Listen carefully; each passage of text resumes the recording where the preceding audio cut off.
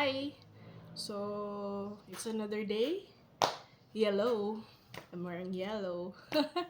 so, it's another day. So, another new day na mabuhay, maging masayang mabuhay. So, anong pag-uusapan natin today? So, another impromptu video. So, hindi pinaghandaan, on the spot. So, mahilig ako sa mga ganyan, on the spot. Ayoko nung scripted. Ayoko nung,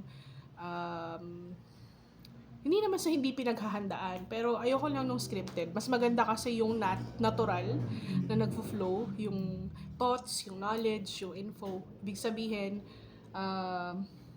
natural, 'di ba? Parang sincere, genuine, authentic, totoo. So, doon tayo sa totoo. So, ano ang pag-uusapan natin ngayon? So, ang pag-uusapan natin ngayon, is vulnerability. So, ano nga ba ang vulnerability? So, naririnig natin yan sa mga superhero movies, vulnerable. So, pasensya na kayo if madalas akong mabulol, okay? Kasi ganito talaga ako. Hindi ako, tahimik lang kasi ako. May nakapagsabi sa akin na kapag hindi ka sanay magsalita, or palagi nagsasalita, bululin ka talaga. So, is there such a word as bululin? Anyway, madalas ka or prone ka na mabulol kasi hindi ka pala salita. So, ngayon napapractice yung pagsasalita ko dito sa mga videos na to.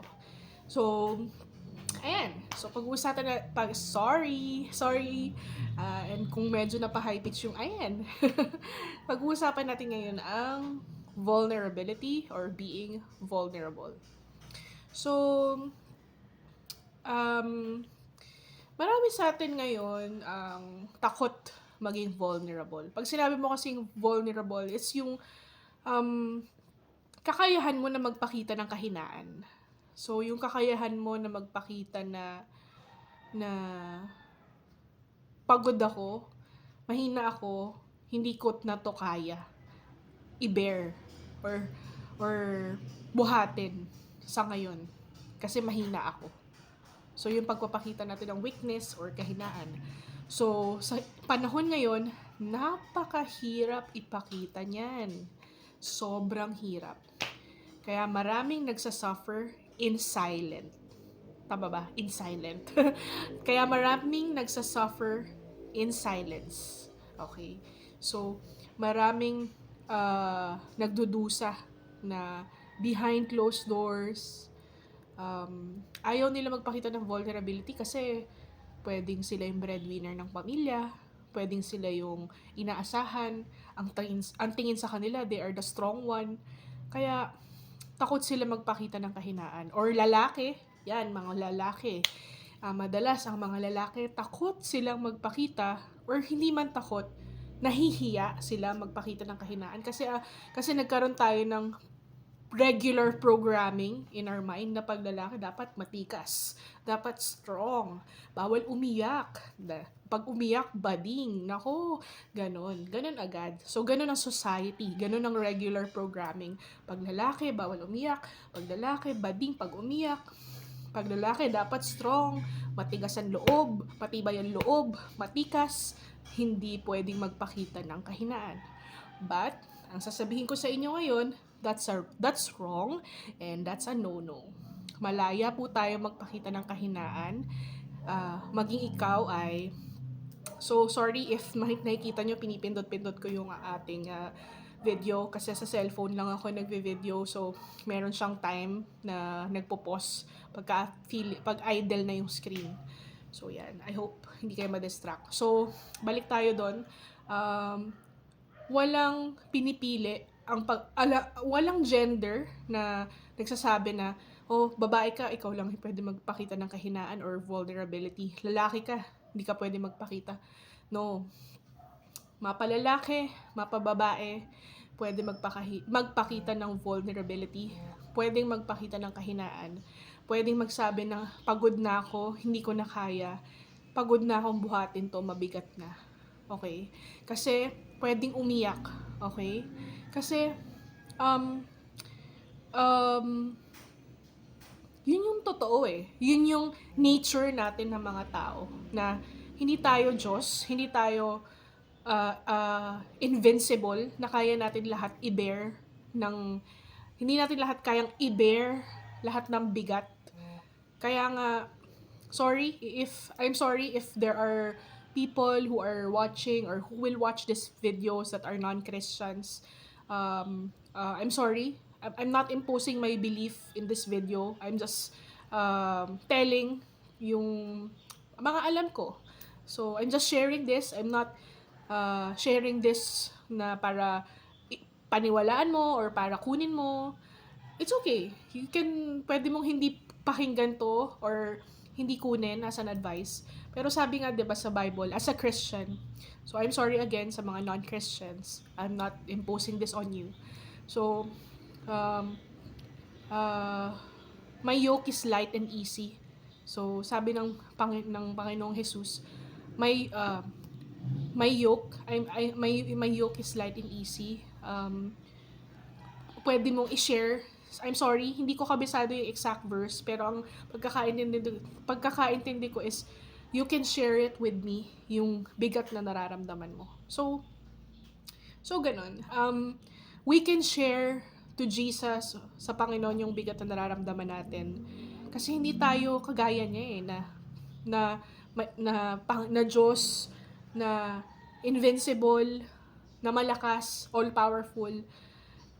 Pwede nating i-share yun sa Panginoon. Or kung hindi man tayo Christian, pwede nating i-share yun sa mga tao na nagtitiwala tayo sa pamilya natin, kaibigan natin, or dun sa mga, to the people who are our people, okay? Kung sino man yung people na yon or our people our tribe that I am talking about. The people that you trust, yun. We can share our loads with them na ang bigat na, hindi ko na kaya. And magpakatotoo tayo, let's be honest na wag nating buhatin lahat kung hindi naman nating responsibilidad, kung hindi naman natin obligasyon, kung hindi naman natin boundary, or hindi naman natin kontrolado. Marami kasi ngayon, sa panahon ngayon, nahihirapan, nagsasuffer, kahit ako, kasi we are trying, pero hindi tayo kasi aware. But once we become aware na, it's not my boundary na pala. It's out of my control na pala. That's the time that you will learn to stop, to pause na, hindi ko na siguro to saklaw, hindi ko na to scope, hindi ko na to dapat galawin. Hindi na ako dapat mag-perform, or hindi ko na dapat trabahuhin yan.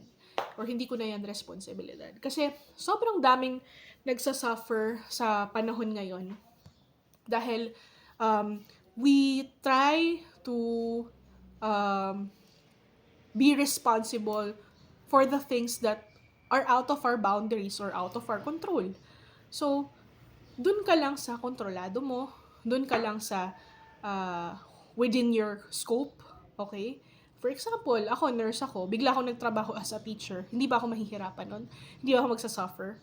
So, yun yung sinasabi ko. Yung mga bagay na hindi natin dapat responsibilidad, wag natin trabahuhin, wag natin akuin, dahil ikaw lang yun nandyan. No. May mga taong dapat na maging accountable for that. Hindi lang ikaw yung tao sa mundo, hindi lang ikaw yung nag-iisang tao. So, they should be responsible also. They should be accountable also. And, maraming tao, wala silang sense of accountability, na parang, ako to dapat eh. Parang, pag sinabi accountability, ako dapat ang may role dito. Ako dapat ang responsable dito. Hindi rin tayo accountable sa emosyon at feelings ng iba na sinasabi nila sa atin. Kasi pakiramdam nila yun eh. That's the thing that within their boundary and within their control. So, sila dapat yung nagre-regulate ng emotions or feelings nila. So, hindi natin trabaho na, nagalit siya sa akin, or kahit wala ka namang ginagawang masama, na alam mo naman, or na-offend siya. Siguro ganun, na-offend kasi sinabi ko ganito. Hindi mo na role na pagaanin yung loob niya kung hindi niya matanggap yung sinabi mo sa kanya, na truth na nakikita mo, na hindi siya aware. So, people lack accountability, B and V, defect. Ang dami kong defect talaga, C and S, Zay and S defect. So, kasi nga hindi ako madaldal, hindi ako pala salita, kaya madalas talaga ako mabulol. I'm so sorry. I hope you won't think that I'm trying hard. But I'm really trying hard to to make this video worthwhile and educational and motivational for everyone. So, yun lang. Um, ang daming hindi accountable these days. They are projecting. Pag sinabi projecting, kung ano yung nararamdaman nila inner inside. Halimbawa, inggit sila. Sasabihin nila, ay hindi, nainggit ka sa akin, insecure ka sa akin, no? Kaya ganyan, ano mo, no? Kaya ganyan ka sa akin, no? Pero in reality, sila yun. Hindi lang nila matanggap or hindi lang sila aware na may ganun pala silang feeling sa loob. Kasi masakit sa kanila tanggapin.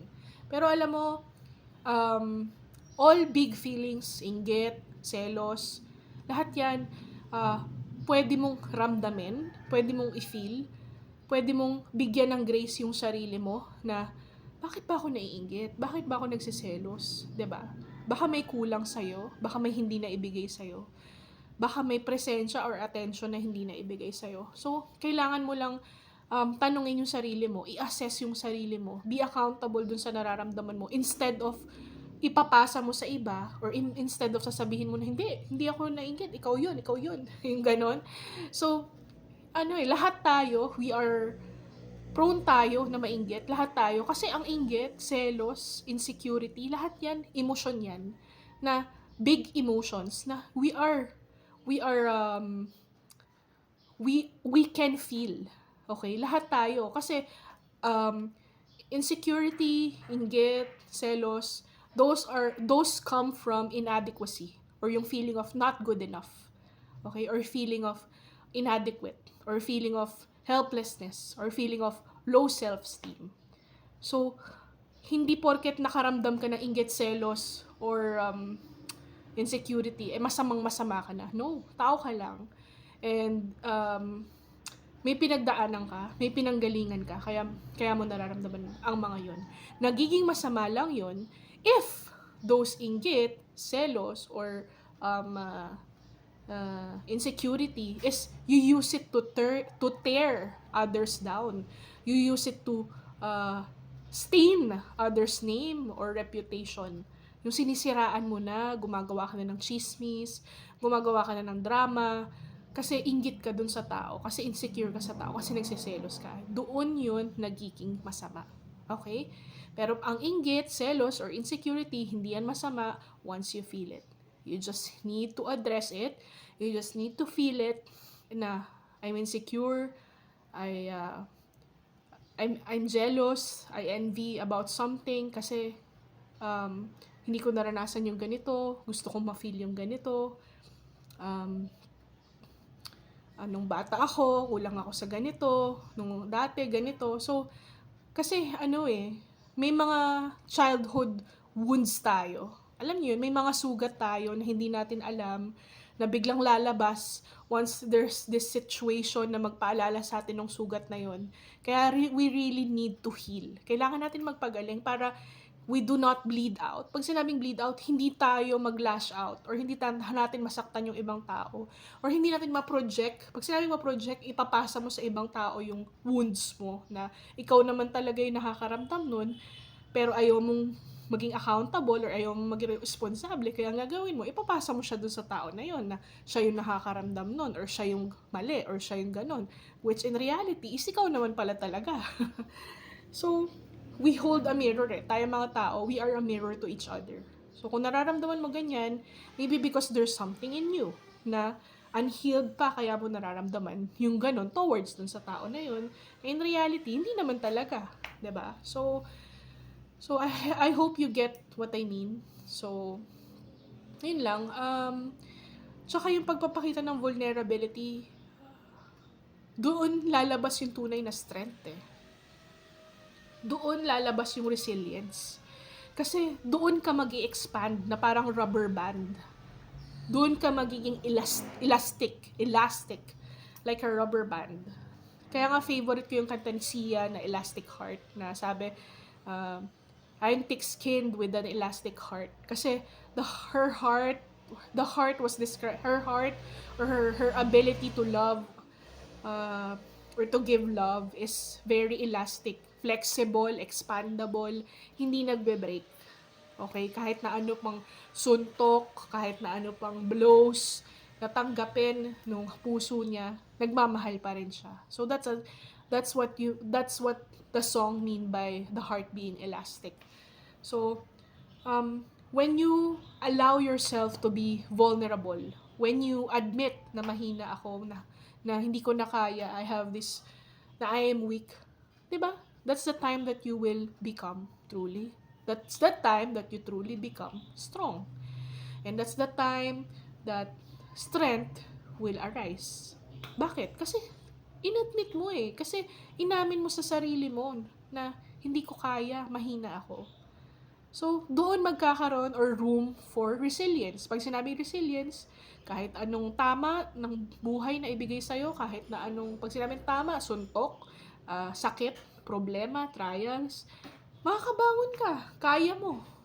Kasi, inamin mo that you are weak. Tao ka lang, vulnerable ka, mahina ka, hindi mo kaya lahat. Nagkakaroon ng room for that. Hindi kagaya pag sinabi mo na, I'm strong! Kaya ko lahat! Ako si Wonder Woman! Or, ako si Superman! Kaya ko lahat! Alam ko lahat! Bigla ka na lang sasabog niyan. Bigla ka na lang mag-outburst na madadamay mo pa yung ibang tao. Na magagalit ka pa sa ibang tao, magda-lash out ka pa sa ibang tao na hindi naman dapat madamay. Kasi, hindi mo inaamin na pagod ka na. 'Di ba? Mali, 'di ba? So, yun yung pag-amin na I am vulnerable, mahina ako, tao lang ako, hindi ko kaya. So, hindi masama na umiyak kahit lalaki ka. Hindi pagiging bading yan or kabawasan yan sa pagkalalaki mo. Para sa akin nga, ang tunay na lalaki marunong umiyak, marunong magpahayag ng emosyon. Yan ang matapang para sa akin, yung marunong umiyak. Kasi yung lalaki na hindi marunong umiyak, hindi marunong magpahayag ng emosyon, hindi marunong umamin sa pagkakamali, yan yung mga ma-pride, yan yung mga mayayabang, mataas ang ihi, mataas ang ego. And in reality, mahina sila, duwag sila, they are cowards. Takot sila na ipakita na mahina sila, na nagkamali sila. So, para sa akin, duwag yung mga yun and hindi sila tunay na lalaki. Ang tunay na lalaki para sa akin, umiiyak, umaamin ng pagkakamali, nagpapahayag ng emosyon, at willing magbago and accountable. Okay? And this does not just apply to men. Kaya ko lang naman i-emphasize sa mga lalaki kasi yung mga lalaki, sila yung hindi nagpapakita ng emosyon madalas or ang society ayaw silang pagpahayagin ng emosyon or pag nagpahayag sila ng emosyon, they get judged, they get stigmatized na, ay bading, ay mahina. Yun. Kaya yun din yung reason kasi ang mga lalaki dapat strong and ganyan. So, this is per se not just to men but also to women.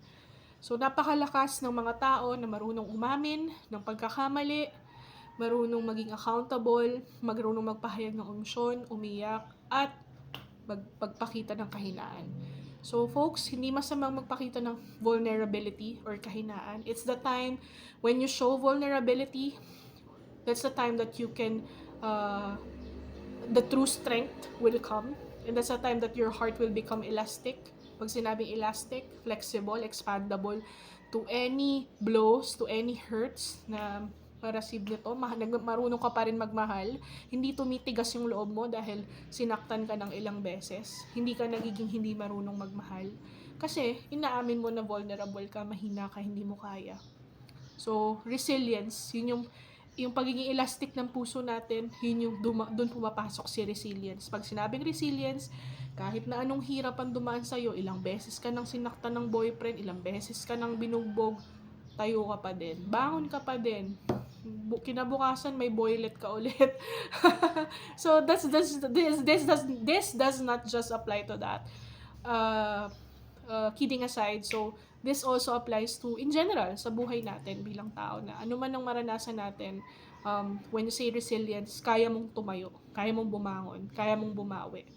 So may kasabihan sa Japanese, I'm sorry, fall 7, stand up 8. Stand up 8.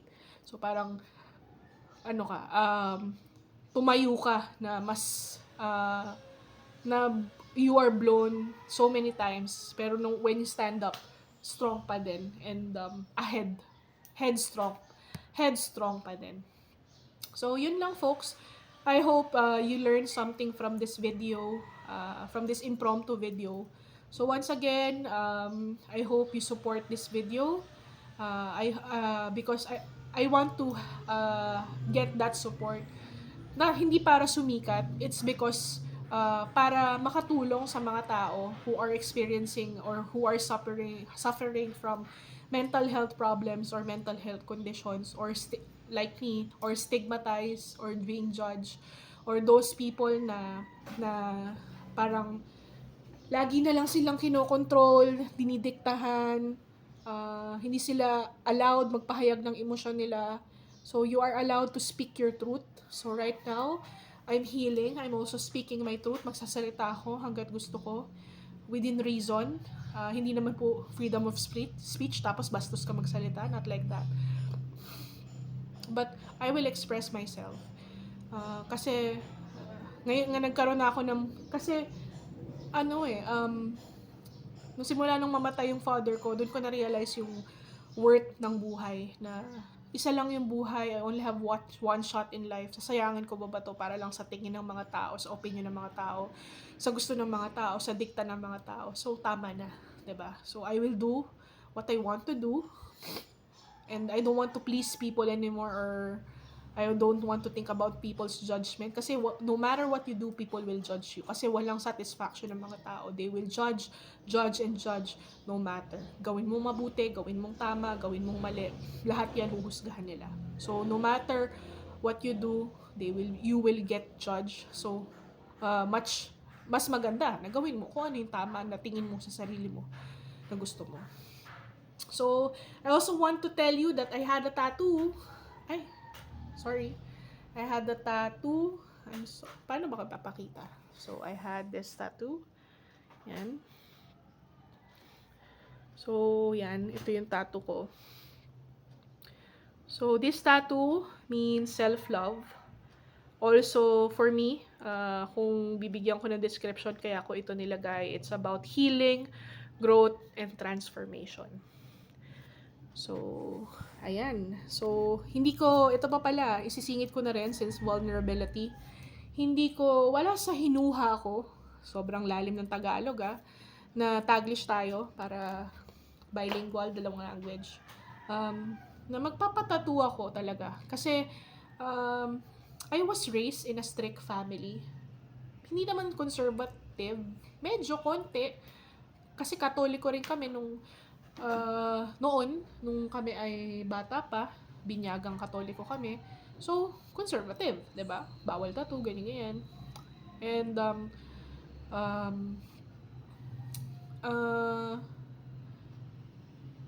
I decided, and yun nga yung tingin ng society natin, yung norms na bawal magpatattoo, pangit, ganyan, or masama kang tao pag nagpatattoo ka, or madumi sa katawan, bla bla bla bla, sinisira mo yung katawan mo. Pero alam mo yun, as you grow pala, as you age, as you grow older, nagbabago yung perspective mo sa buhay. So I think at this time na I am 34 years old, nagbago na yung pananaw ko na tattoo is not just para magmukha kang cool or an art. For me, it's more of self-expression. Simula nung to empower myself. Ginawa ko to empower myself. Kaya ako nagpa-tattoo is to empower myself. Kasi all my life, people's trying to control me. People are trying to dictate what should I do. Na ito yung tama, ito yung gawin mo, blah blah blah blah. Tinuturuan kita, ito yung gawin mo. Napagod na lang ako kasi parang wala akong kalayaan to do what I want to do. Na ito, gawa ko to, ako gumawa nito, sariling sikap ko to, hindi ako nagpaturo, hindi ako diniktahan. Wala akong ganong kalayaan simula nung bata ako, hindi ko na-experience gumawa ng project. Gumawa ako ng project, hindi maganda, sobrang kinutya ng husto, na pangit sila. Kaya simula nun, hindi na ako nag-try kasi Kasi, pag ako gumawa, tingin ko, pangit, hindi maganda. So, alam mo yun, you've been controlled kasi hindi maganda yung gawa mo, dinidiktahan ka kasi ganyan lang yung kaya mong gawin. So, at this time, 34 years old, sabi ko, ayoko na. Pagod na ako sa kadena na yon ng mga tao sa buhay ko na, oh, dito ka pumunta, ito gawin mo, ganyan. Kinokontrol ka palagi, dinidiktahan. I am so freaking tired of that thing. Okay, I'm sorry. Buti na lang na-control ko talaga. I'm so sorry. And I'm sorry kung may talsik. I'm so freaking tired of those things na you are chained to people's ano ba, yung gusto nila sa'yo, na hindi naman nila alam kung masaya ka ba talaga doon sa gusto nila sa'yo. Or nakakabuti ba talaga yung gusto nila sa'yo. Hindi nila alam. So, kakapagod na. Kaya, nagpatattoo ako kasi sabi ko, pagod na ako. 34 na ako, pero wala pa ako nagagawa para sa sarili ko na talagang masayang-masaya ako na ito ako to.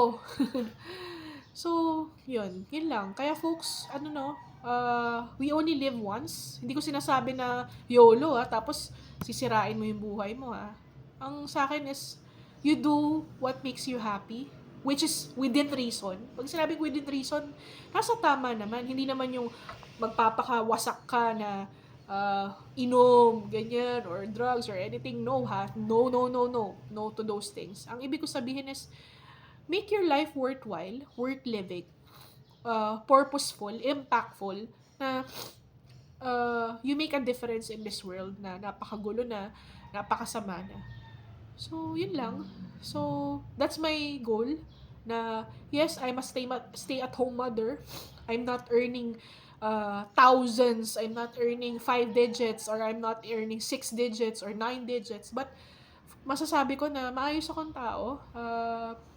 I treat people just with fairness and with compassion and empathy and real love. So, I'm a hands-on mother and a wife. So, ang purpose ko is mabigyan ng masaya na buhay yung anak at asawa ko that they deserve. So, and also, to where I am living, I want to make the people around me feel love and feel that life is worth living. So, I want to make a difference in this world, in the people who I will bump in or bump with. So, yun lang. Kaya rin ako nagvi-video ngayon kasi gusto ko na gamitin itong platform na ito, my platform, to give hope to people who are suffering whatever struggles you or them might have. So, yun lang. So, I hope we support each other, we lift each other up, and I hope you find hope in this video. So, once again, thank you so much, and happy Tuesday, and always look to the bright side. Kagaya kung gaano ka-bright yung suot kong damit ngayon, which is yellow, there is hope. Kahit mahirap, minsan hanapin yung hope. May liwanag. Okay? Huwag kang mawalan ng pag-asa, may liwanag. May purpose ka, and you matter, kaya ka nandito sa mundo. O lagi mong isipin yan, kahit mahirap, alam ko mahirap. You matter. And okay, once again, if you need to talk to me or anything, just comment down to the comment section below. Leave a comment. Pwede nyo akong kausapin. Okay? And then, usap tayo kung may problema. And then, if you want any content na dapat gusto nyo pag-usapan natin, okay, pag-aaralan ko, and then I will talk here. So, once again, I'm sorry. Meron akong sipon. And it is clogged nose, kaya I'm sorry. Yeah, makatinay muna ko. So, siguro, thank you so much, guys. Hanggang dito na lang po. Maraming salamat. Happy people. Love you all. Bye-bye.